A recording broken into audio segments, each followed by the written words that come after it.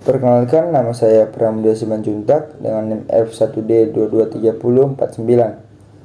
Di sini saya akan menjelaskan sedikit apa itu besaran dan pengukuran. Yang pertama, kita akan membahas pengertian besaran. Besaran adalah segala sesuatu yang dapat diukur dan dinyatakan dengan angka, misalnya panjang, luas, volume, dan kecepatan. Sementara itu, warna dan rasa bukanlah termasuk besaran karena tidak dapat diukur dan dinyatakan dengan angka.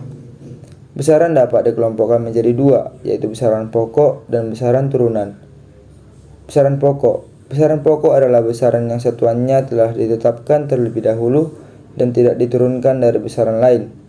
Terdapat 7 besaran pokok, antara lain yaitu panjang dengan satuan meter, massa dengan satuan kilogram, waktu dengan satuan sekon, suhu dengan satuan Kelvin, kuat arus dengan satuan ampere, intensitas cahaya dengan kandela, jumlah zat dengan satuan mol. Besaran turunan adalah besaran yang satuannya diturunkan dari satuan besaran pokok. Diturunkan artinya dijabarkan atau diperoleh dari penggabungan dengan cara perkalian atau pembagian volume. Misalnya, berasal dari satuan besaran pokok yaitu panjang. Sedangkan kecepatan berasal dari dua besaran pokok, yaitu panjang dan waktu. Selanjutnya kita akan membahas tentang pengukuran. Pengukuran adalah penentuan besaran, dimensi, atau kapasitas, biasanya terhadap suatu standar atau satuan ukur. Pengukuran juga dapat diartikan sebagai pemberian angka terhadap suatu atribut atau karakteristik tertentu yang dimiliki oleh seseorang, hal, atau objek tertentu menurut aturan atau formulasi yang jelas dan disepakati. Pengukuran juga diartikan sebagai suatu perbandingan sebuah kuantitas yang tidak diketahui nilai dengan suatu nilai standar.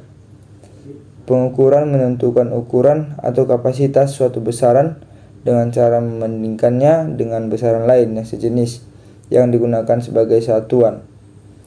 Sistem satuan dalam pengukuran besaran skalar, yaitu besaran yang hanya memiliki nilai tanpa memiliki arah. Contohnya massa, panjang, waktu, energi, usaha, suhu, kelajuan, dan jarak. Yang kedua, besaran vektor, yaitu besaran yang memiliki nilai dan arah. Contohnya gaya, berat, kuat arus, kecepatan, percepatan, dan perpindahan. Kesalahan dalam pengukuran. Kesalahan dalam pengukuran dibagi menjadi dua, yaitu kesalahan sistematik dan kesalahan acak.